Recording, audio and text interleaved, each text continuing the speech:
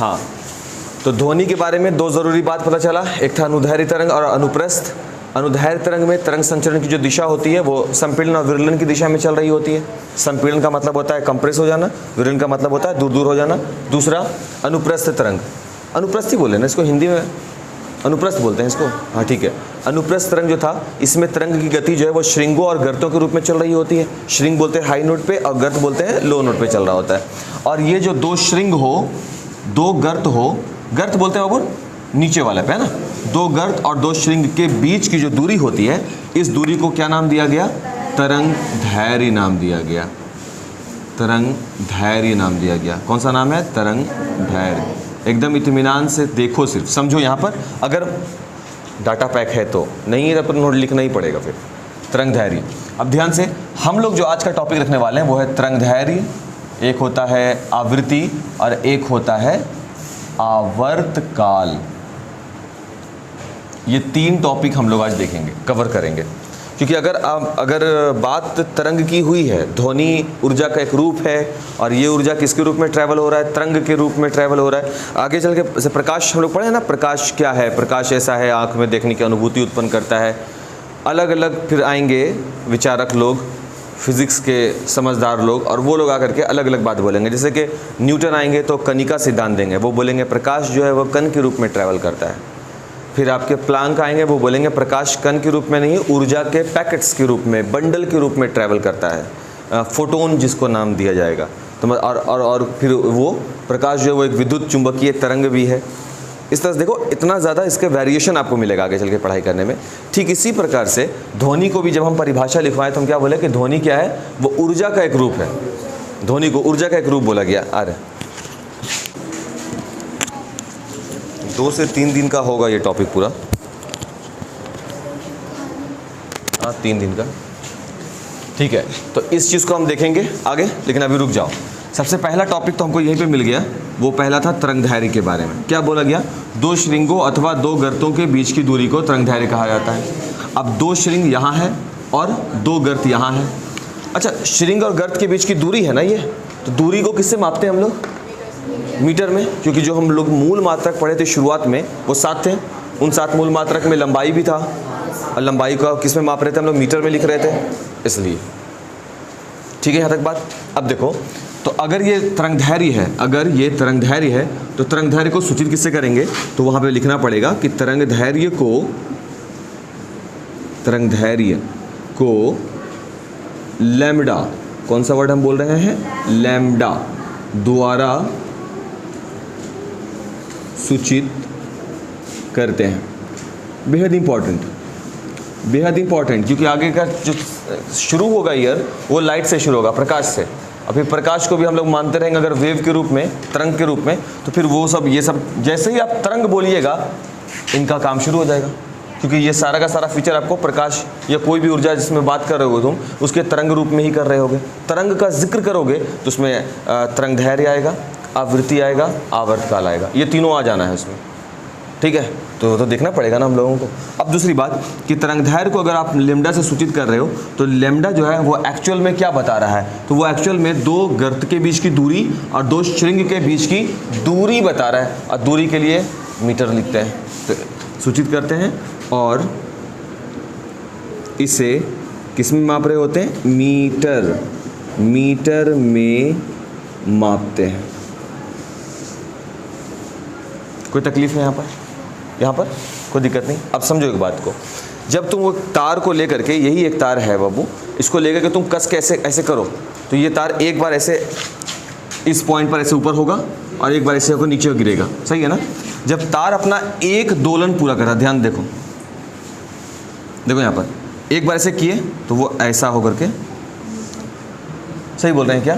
तो जब तार यहाँ से चलना शुरू किया, देखो यहाँ से चलना शुरू किया, तब ये अपना एक चक्कर पूरा किया है, नहीं किया है? एक चक्कर का मतलब समझ रहे हो ना, जहाँ से शुरू वहाँ पे ख़त्म। तो अगर इसको यहाँ से ऐसे देखोगे तो बोलोगे यही तो ख़त्म हो गया, नहीं, एक चक्कर कैसे पूरा हुआ? यहाँ से यहाँ आया और फिर यहाँ से जाके जब यहाँ पे आया ना, तब ये एक दोलन पूरा हुआ, यानी एक चक्कर पूरा हुआ। बात समझ में आ रहा है? अब ये एक चक्कर के बदले ना जाने कितना चक्कर पूरा कर ले, तो किसी एकांक समय में ये जितना दोलन पूरा करता है, एकांक समय मतलब ये एक चक्कर, दो चक्कर, तो एकांक समय में अगर ये 2 चक्कर पूरा कर रहा है, यही इसकी आवृत्ति कहलाती है। फिर से आराम से, कोई जल्दी नहीं है, देखो ध्यान से। अगर ये इस तरह से है, कितना हो गया इसका? 1 दोलन। कितना हो गया? 2 दोलन। कितना हो गया? 3 दोलन। बात समझ में आ रही है?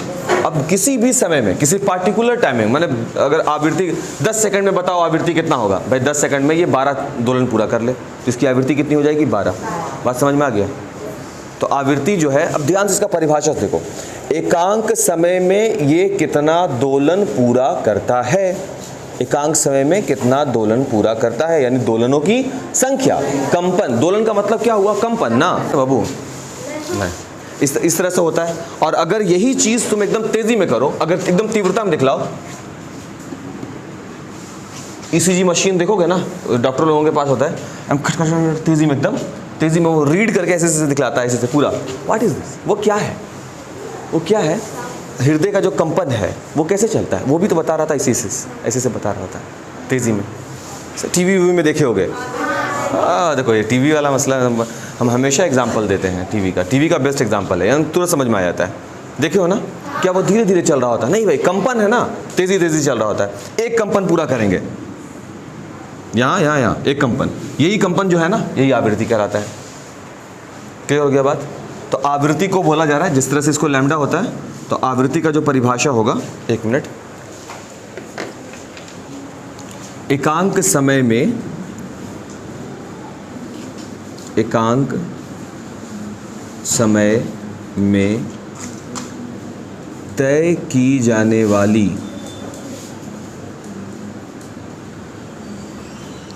दोलनों की संख्या, एकांक समय में तय की जाने वाली दोलनों की संख्या ही क्या कहलाती है? आवृत्ति कहलाती है।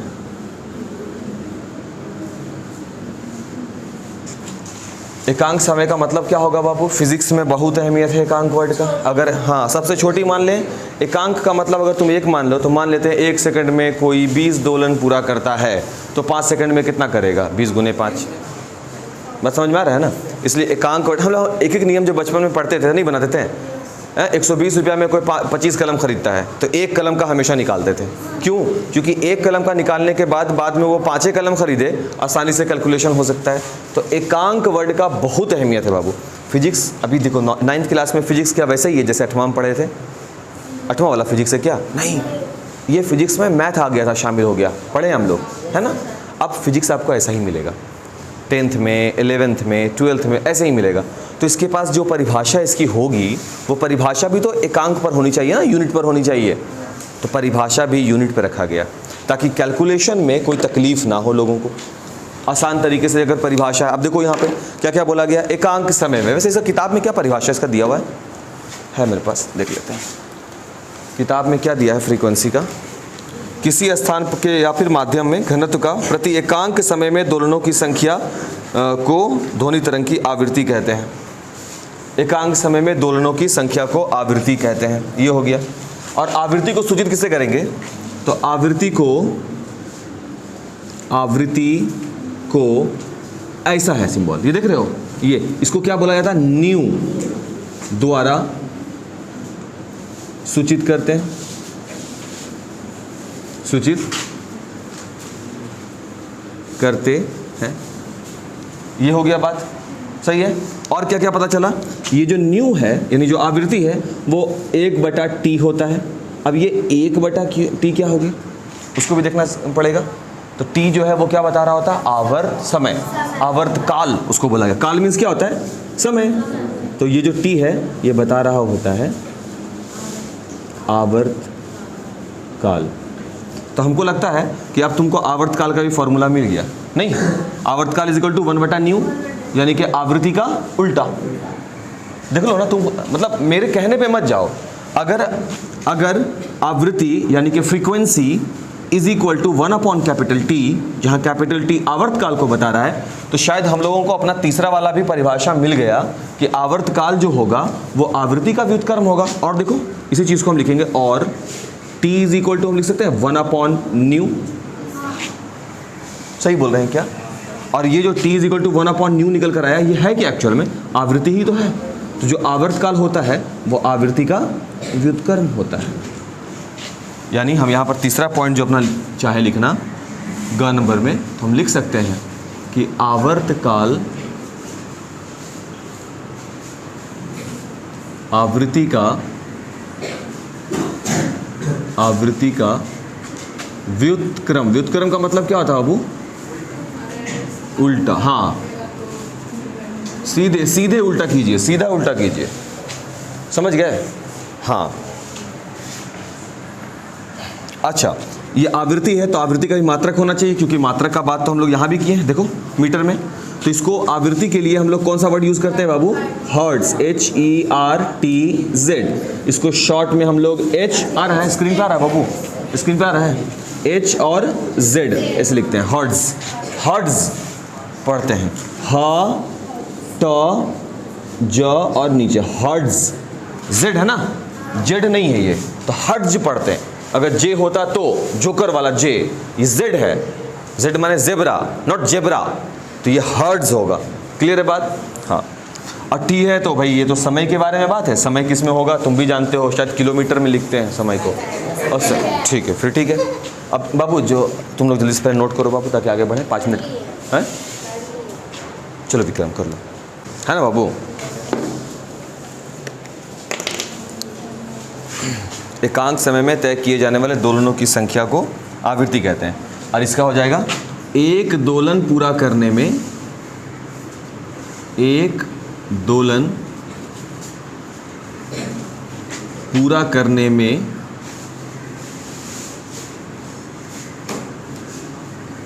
लगा समय क्या कहलाता है बाबू? आवर्तकाल कहलाता है। आवर्तकाल कहलाता है। अब इसको मैथ के हिसाब से देखा जाए, देखो एक चीज़, तो इतना दोलन, न्यू दोलन। न्यू क्यों बोल रहे हैं भाई? क्योंकि दोलन का मतलब हो गया किसके बारे में बात हो रहा है? वो आवृत्ति के बारे में। तो अगर ये इतना आवृत्ति आया है तो इतना दोलन कितना समय में पूरा होता है? एकांक समय में। एकांक समय में पूरा होता है। आप ऐसा क्यों बोल रहे हैं? क्योंकि हम यहाँ नीचे परिभाषा लिखे हैं, एकांक समय में कितना दोलन होता है, तो एकांक समय में जो दोलन होता है उसको क्या बोल रहे होते हैं? न्यू बोल रहे होते हैं। इसका मतलब ये हुआ कि न्यू दोलन पूरा किया जाता है एकांक समय में। तो एक दोलन कितने समय में पूरा किया जाएगा? एकांक समय, है ना? तो एकांक बटा 120 कलम का दाम 40 रुपया है, इसलिए एक कलम का दाम 40 बटा 120। नीचे आएगा ये, नीचे आएगा ये। यही है एकांक समय अपॉन न्यू, यानी 1/न्यू। और ये 1/न्यू का मतलब, ये जो परिभाषा है उस परिभाषा से हम ये रिजल्ट निकालते हैं, निकालें। और ये परिभाषा किसका है? आवर्तकाल का। तो अगर हम इसको टी से सूचित करें तो 1/ क्या मिल रहा है? न्यू मिल रहा है, जो शायद हम यहाँ पे लिखे हैं। समझ गए? और जो समय का मात्रक होता है वो क्या है? सेकंड है। तो इसका भी मात्रक जो होगा वो क्या हो जाएगा? सेकंड हो जाएगा। समझ में आया बात? बस यही।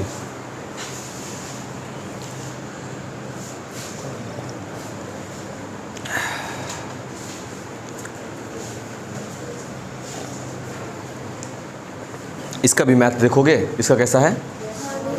देखो, इसका है एकांक समय में दोलनों की संख्या कितनी है? न्यू, है ना? तो अगर एकांक समय में, एकांक माने एक बोला जाए बाबू, एकांक समय में दोलनों की संख्या है न्यू, तो टी समय में कुछ टाइम होगा टी, उस समय में दोलनों की संख्या कितनी हो जाएगी? T into new.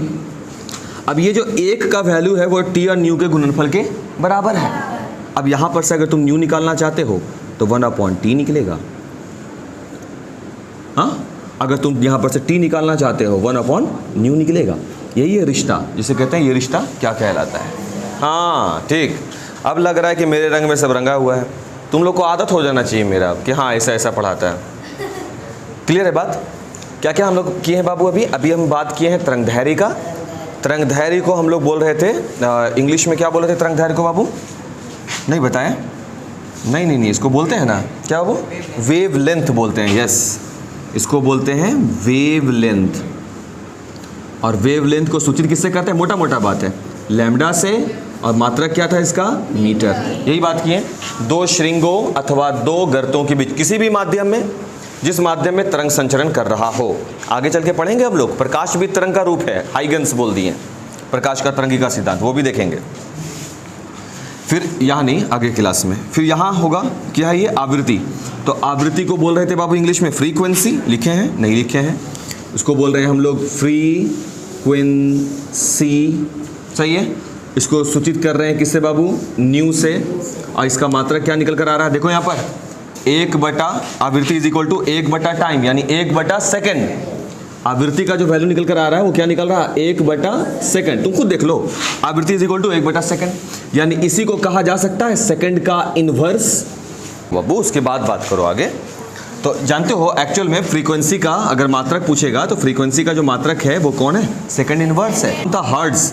तो उनके सम्मान में इसको हर्ट्ज बोला गया। अगर कोई प्रश्न पूछा भी कि हर्ट्ज क्या है, तो उसके लिए भी अपने आप में एक परिभाषा भी बनता है। एक हर्ट्ज इज इक्वल टू क्या निकल कर आएगा? एक हर्ट्ज बराबर सेकंड इनवर्स। सही बोल रहे हैं क्या? एक हर्ट्ज। तो हर्ट्ज से किसको सूचित कर रहे हैं हम लोग? न्यू को। न्यू का मतलब क्या हो गया? आवृत्ति को। तो एक आवृत्ति चाहिए हमको, यानी कि एकांक समय में अगर ये दोलन की संख्या कितनी हो जाए? केवल एक।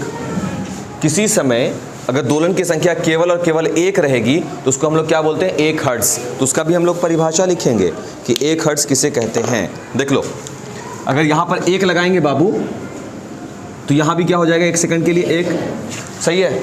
अब उसको बनाइए। आवृत्ति क्या है? एकांक समय में तय की जाने वाली दोलनों की संख्या। अगर दोलन का ही एक रहे, यदि एकांक समय में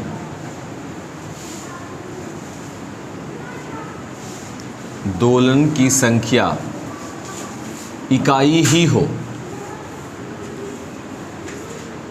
इकाई ही हो, इकाई, समझ गया ना? एक इकाई ही, तो उस क्षण आवृत्ति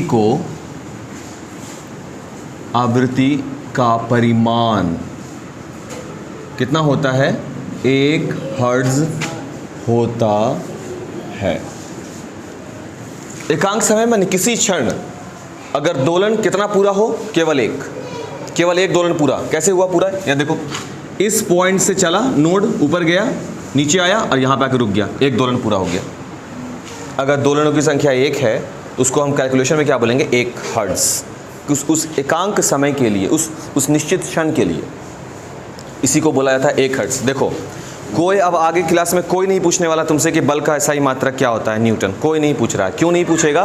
क्योंकि वो जानता है कि आप 9th में आ गए हैं, इतना जानते हैं। आपसे पूछेगा 1 न्यूटन को परिभाषित करो, लिखवाए है ना?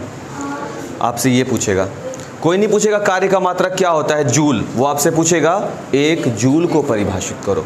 वो जानता है कि तरंग तुम्हारे पास टॉपिक है, तो तुम तरंग में तुम तरंगदैर्घ्य को समझ चुके होगे, आवृत्ति का मात्रक जानते हो। बेशक सब लोगों को देखोगे ये सब चीज़ करते हैं, वो आवृत्ति, तरंगदैर्घ्य, आवर्तकाल, लैम्डा सब समझ रहे हैं। अब आप परिभाषा दीजिए किसका? 1 हर्ट्ज का मात्रक है ना? 1 हर्ट्ज पूछ दिया तुमसे, 2 जवाब, समझ गए? लैम्डा का वैल्यू, लैम्डा किस चीज़ को बता रहा है? 2 श्रृंग के बीच की दूरी, 2 गर्त के बीच की दूरी, मामला खत्म, मामला खत्म, फालतू कोई काम नहीं, तकलीफ। आवर्तकाल किसको बता रहा है? इस आवृत्ति का उल्टा को, सही है ना? क्या लिखा है परिभाषा? एक दोलन पूरा करने में, यहाँ से यहाँ तक आने में जो समय लग रहा है वही है आपका, वही है आवर्तकाल। एक दोलन पूरा करने में लिया जाने वाला समय और एकांक समय में कुल दोलन की संख्या आवृत्ति, सही है। 2 श्रृंगों के बीच की दूरी, 2 गर्त के बीच की दूरी को क्या बोल रहे हैं हम लोग? तरंगदैर्घ्य, मात्रक मीटर, दूरी है, ये दूरी हो गया। और ये हो गया संख्या, ये संख्या बता रहा है, बता रहा है ना? हाँ ठीक है। और जब फेयर बनाओगे बाबू वीडियो में, तो जब हम पूरा इसको मिस्ड अप कर गंदा कर देते हैं ना, उससे पहले रोक रोक के आराम से बनाओगे, समझ गया ना? ये नहीं कि पूरा फेयर में ही वो उल्टा पुल्टा हो गया, तो फिर तकलीफ तुमको भी होगा, हमको भी होगा, दोनों को, सही है। अब एक नया टॉपिक इसमें जोड़ते हैं, जल्दी से बाबू लिखो, हाँ जल्दी से नोट करो तो तेज़ी में एकदम। कहाँ गया?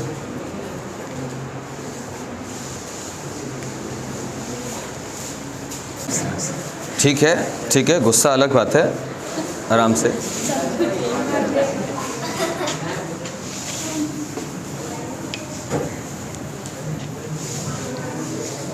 बढ़ सकते हैं बाबू आगे। हाँ, देखो तो तरंग के बारे में हम लोग क्या क्या चीज़ पता कर लिया। यहाँ पर हम दूरी पता कर लिया, सही बाबू। यहाँ पर हम दोलनों की संख्या पता किए, सही बोल रहे हैं क्या? दोलनों की संख्या। दोलन की संख्या का मतलब बाबू एकांक समय में ये एक दोलन कह सकते हैं ना इसको। ये हुआ एक दोलन, फिर यहाँ से चला, इसको बोलेंगे दूसरा दोलन। बात समझ में आ रहा है? तो ये है दोलनों की संख्या, वो पता कर लिया। और ये पता किया हम लोग दोलन पूरा करने में, एक दोलन पूरा करने में समय। तो क्या क्या चीज़ पता कर लिया हम लोग? पता कर लिया है दूरी, समय, सही, संख्या, चाल नहीं पता किया। यानी ये जो तरंग चल रहा है, अगर हम चाहें कि हम जो बोल रहे हैं उस तरंग की चाल क्या होगी, क्या ये पता कर पाए हम लोग? नहीं पता कर पाए। तो अब हम लोग ढूंढेंगे फॉर्मूला से कि तरंग की चाल होती क्या है। तो टॉपिक हो जाएगा हम लोगों का तरंग। आ रहा है बाबू स्क्रीन पे या कट गया? ये आ रहा है, तरंग की चाल। अब देखिए तरंग की चाल कैसे निकालते हैं। सिंपल सा फॉर्मूला, किताब में थोड़ा सा इधर उधर दायां बायां किया हुआ, हम लोग फॉर्मूला फॉलो करेंगे। चाल बराबर क्या होता है? ठीक है, तो चाल इज इक्वल टू, और ये चाल जो है वो तरंग की है, तो हम लिख दें यहाँ पे तरंग की चाल। तरंग की चाल, और चाल इज इक्वल टू होता है फॉर्मूला से दूरी बटा समय। क्लियर है बात? हाँ सही है। चाल हमको मालूम नहीं है तो चाल को हम v से सूचित कर। देखो v हम ऐसे लिख रहे हैं, वो न्यू है, दोनों में अंतर नहीं होना चाहिए। और दूरी कौन बता रहा है? देखो यहाँ पे दूरी कौन बता रहा है तरंग में? लैम्डा दूरी। समय कौन बता रहा है वहाँ पर? आवर्तकाल, कैपिटल टी से समय बता रहे हैं ना, तो कैपिटल टी। कोई तकलीफ है यहाँ तक? तो एक तो चाल का हम लोग के पास ये फॉर्मूला निकला नहीं कि तरंग की जो चाल होती है वो तरंग धैर्य और आवर्तकाल पर निर्भर करती है। पता चल रहा है यहाँ पर से बाबू? हम यहाँ लिख सकते हैं कि जो तरंग की चाल होती है लैम्डा एवं कैपिटल टी पर निर्भर करती है, लिख सकते हैं ना। अब इसमें थोड़ा सा 2 स्टेप आगे बढ़ा रहे हैं। क्या चीज़ 2 स्टेप आगे बढ़ा रहे हैं? हम इसको लिख सकते हैं v is equal to lambda into 1/t। लिख सकते हैं क्या? देख लो, दोनों को गुना करके चेक कर लो, लिखा जा सकता है। अब हम आगे लिखेंगे, वही चीज़ है, सेम केस, कि तरंग की जो चाल होती है वह अभी भी लैम्डा और t दोनों के गुणनफल के ही बराबर है, सही है ना? t पर निर्भर करती है। अब आगे देखिएगा, इसको हम लिख सकते हैं v is equal to lambda और इंटू 1/t का वैल्यू अभी भी निकालें हैं, न्यू। तो इसको हम लिख सकते हैं न्यू। तो हम ये लिख सकते हैं ना, जो तरंग की चाल है वो किस पर अब डिपेंड करने लगी? सही है ना? तो यहाँ पे लिख दिया जाए निष्कर्ष इसका भी कि तरंग की चाल किस पर निर्भर कर रही है? तरंग धैर्य एवं आवृत्ति पर निर्भर करती है।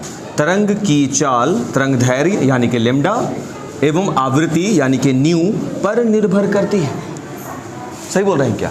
और ये निर्भर करती है, सही बोल रहे हैं क्या? क्या मतलब है? सामने में तो आपके रख दिए हैं, देखो निर्भर कर रही है कि नहीं कर रही। अब अगर किसी मैथ में आप हल कर रहे हो, सपोज कि तरंग की चाल आपको निकालनी हो, तरंग धैर्य मिल गया हो और आवृत्ति दिया गया हो, मल्टीप्लाई करेंगे चाल मिल जाएगा। या फिर हो सकता है आपको आवर्तकाल दे दिया गया हो, सही है, और उसके बाद तरंग धैर्य दिया गया होगा तो चाल निकाल लेंगे। कई बार ऐसा होगा, ये 3 ड्यूटी है बाबू, एक तो चाल है, एक है तरंग धैर्य और एक है आवृत्ति। तीनों में से कोई भी एक वैल्यू गायब होगा, हम निकालते रहेंगे क्योंकि मेरे पास 2 का फॉर्मूला मिल गया। एग्जाम में आता है यही प्रश्न, ऐसे ना करके एग्जाम में आएगा, ये प्रश्न थोड़ा सा रूप बदला रहेगा। वो बताएगा तरंग धैर्य कॉमा आवृत्ति एवं तरंग चाल के मध्य संबंध स्थापित करें। ये प्रश्न आ सकता है, ठीक है ना। तो बहुत भारी काम हम यहाँ पे कर दिए हैं आपके लिए, क्लियर है बात। क्योंकि चाल बराबर होता है दूरी बटा समय। अब दूरी को कौन रिप्रेजेंट करता है तरंग के केस में? लैम्डा, दो श्रृंगों और दो गर्तों के बीच की दूरी की है ना। समय कौन है? Capital T. देख लो वहां पर आवर्तकाल के बारे में बात की, टाइम से रिलेट करता। अब इसका मतलब ये हुआ कि तरंग की चाल जो होती है वो तरंग दैर्घ्य और समय पर डिपेंड करती है, बात नंबर 1। इसको हम उल्टा करेंगे, उल्टा का मतलब थोड़ा सा और इलुस्ट्रेट करेंगे, व्याख्या करेंगे। तो हम लेमडा को, इसको चाल को लिख सकते हैं लेमडा गुने 1/t, क्योंकि ये टी नहीं है, 1/t है, अलग अलग कर दिया। इस 1/t को हम क्या लिख सकते हैं? यहाँ से न्यू लिख सकते हैं आवृत्ति के फॉर्म में। तो ये संबंध किसका किसका हो गया? चाल का, तरंग दैर्घ्य का, आवृत्ति का, सही है। अब चाल जो होगा तो भाई लेमडा को अगर हम मीटर में व्यक्त करें और न्यू को सेकंड इनवर्स में व्यक्त करें, है ना बाबू, तो क्या बनेगा? चाल का मात्रक क्या होगा? मीटर प्रति सेकंड, यानी मीटर सेकंड इनवर्स। हर बार चाल का वही मात्रक क्या होता है? चाल बराबर क्या होता है? दूरी बटा समय। और दूरी को किस में व्यक्त करते हैं? समय को किस में व्यक्त करते हैं? सेकंड में। तो हम लिख सकते हैं इसको मीटर सेकंड इनवर्स, ऊपर चला गया तो सेकंड इनवर्स, बटा सेकंड नहीं लिखते, मीटर सेकंड इनवर्स। तो यही हो गया चाल का मीटर सेकंड इनवर्स। तकलीफ कौन बताएगा? चाल और वेग में क्या अंतर है? चाल दूरी है, हाँ।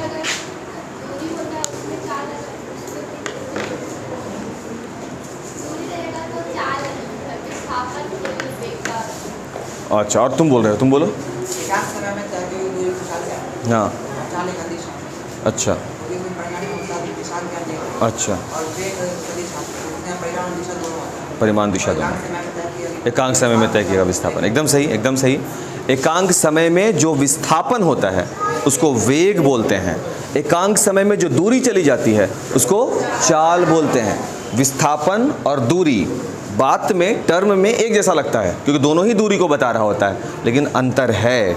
दूरी एक अदिश राशि है जिसमें दिशा का ज्ञान संभव नहीं है, और विस्थापन जो है वो एक सदिश राशि है। बात समझ में आ गया यहाँ तक? कोई दिक्कत नहीं है?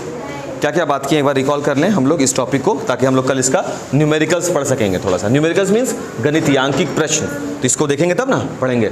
तो बेसिकली हम लोग बात किया तरंग का दो रूप, अनुदैर्घ्य तरंग और अनुप्रस्थ तरंग के बारे में। हम बताए कि अनुदैर्घ्य तरंग में जो हम लोग कुछ भी बोल रहे होते हैं उसका जो विक्षोभ उत्पन्न होता है वो संपीड़न और विरलन के रूप में आगे की ओर बढ़ता है, खुद आगे नहीं बढ़ता है, आगे बढ़ाया जाता है। और इनकी जो दिशा होती है वो तरंग संचरण की दिशा के समांतर होती है। अनुदैर्घ्य के बारे में, अनुप्रस्थ के बारे में इसमें क्या बताया गया कि तरंग जो है वो श्रृंग और गर्त के रूप में तरंग संचरण की दिशा के लंबवत चल रही होती है। तुम देख सकते हो यहाँ तरंग जो है वो लंबवत चलता है। क्लियर हो गया बात? दो हाई नोड, ये ऊपर वाला जो है इसको श्रृंग बोला जाता है और ये नीचे वाले पीक को क्या बोला जाता है? गर्त बोला जाता है। इन दोनों श्रृंगों के बीच की दूरी को हम लोग बोल रहे होते हैं तरंग दैर्घ्य, या दोनों गर्तों के बीच की दूरी को भी हम लोग तरंग दैर्घ्य ही बोल रहे होते हैं। एक और चीज़ है जो यहाँ पर छूट गया, किताब में नहीं है, लेकिन हम तुमको थोड़ा सा चाहेंगे कि इंट्रो तुमको मिल जाए। इस चीज़ को, ये जो ऊंचाई गया ना बाबू, इसको बोला जाता है आयाम। तो इसको भी अपने फेयर कॉपी में मेंशन कीजिएगा। आपके सीनियर टीचर या तुम यहीं रहे आगे क्लास में तो हम लोग इसको बोल रहे होंगे कि जैसा कि तुम 9th क्लास में पढ़ चुके हो, ठीक है? आयाम नहीं, हम तो रहेंगे यहाँ पे, हम अपना FD कर लिए हैं, हमको अभी यहीं पे रहना है, ठीक है? तो इस चीज़ को क्या बोल रहे होते हैं बाबू? आयाम। तकलीफ नहीं, तकलीफ नहीं, हम देते हैं तकलीफ, रुको। यहाँ तक हो गया, ये हो गया तरंग दैर्घ्य, इसको बोलते हैं बाबू। अब किसे कहेंगे? आवृत्ति। तो एकांक समय में कुल कितना दोलन हुआ, और एक दोलन का क्या मतलब होता है? यहाँ से चला, यहाँ आके रुक गया, एक दोलन, यहाँ से चला, फिर से एक दोलन, फिर से चला, फिर आके रुक गया, एक दोलन, फिर चला, फिर गया, फिर, यानी श्रृंग और गर्त दोनों होना चाहिए एक दोलन में। सिर्फ श्रृंग नहीं हो सकता, सिर्फ गर्त नहीं हो सकता, मीन्स दोनों का कॉम्बिनेशन, दोनों का कॉम्बिनेशन हो। यहाँ से चला, श्रृंग भी आ गया, गर्त भी आ गया, एक दोलन पूरा हुआ। इस एक दोलन, एकांक समय में ऐसा ऐसा कितना दोलन पूरा किया जाएगा, उसी को कहा जाता है आवृत्ति। और ये आवृत्ति समय से रिलेट कर रहा होता है। यहाँ पर हम बता चुके हैं इसके कैलकुलेशन को, तो जो इसको सुजीत जो न्यू से कर रहे होते हैं 1/t होता है। इस आवृत्ति को हम लोग 1/सेकंड के फॉर्म में, सेकंड को यानी सेकंड इनवर्स के फॉर्म में, इसी को हर्ट्ज के फॉर्म में कह रहे होते हैं, ठीक है? इसके बाद हो गया आवर्तकाल। आवर्तकाल जो होता है वो आवृत्ति का व्युत्क्रम होता है, सही है। इसका परिभाषा क्या है? एक दोलन पूरा करने में जितना समय लगता है, तो इसका वैल्यू निकल कर किस में आ गया? 1/ν में आ गया, है ना। t = 1/ν। और क्या बताएं भाई, और फिर एक हर्ट्ज को हम लोग परिभाषित भी किया कि यदि एकांक समय में दोलन की संख्या इकाई ही हो तो उस क्षण आवृत्ति का परिमाण 1 हर्ट्ज कहलाता है। वो हो गया। तरंग की चाल, चाल बराबर दूरी बटा समय फॉर्मूला। चाल को अगर v से सूचित किया जाए, यहाँ पर हम इसको बताना चाहेंगे, ये जो v है ये बता रहा है किसको? चाल को बता रहा है, ध्यान रखेंगे, ठीक है ना। तो चाल बराबर दूरी बटा समय, दूरी को ये रिप्रेजेंट कर रहा होता है, समय को वो रिप्रेजेंट कर रहा है, आवर्तकाल, तो ये t हो गया। इसका मतलब है कि चाल जो है वो लेम्डा और t पर निर्भर है। दूसरी बात कि लेम्डा और t को हम 1/t भी कह सकते हैं, और 1/t जो है ये आवर्तकाल का व्युत्क्रम है, जो क्या कहलाएगा बाबू? न्यू कहलाएगा। तो न्यू का वैल्यू न्यू रख दिया यहाँ पर, सही है। तो यहाँ पर v = लेम्डा × न्यू बन गया। ये भी संबंध है और ये भी संबंध है। क्लियर है बात? हाँ। अब तुम सवाल कर सकते हो, कोई भी सवाल रैंडम, कोई भी सवाल का मतलब इस टॉपिक से जुड़ा हुआ, है ना।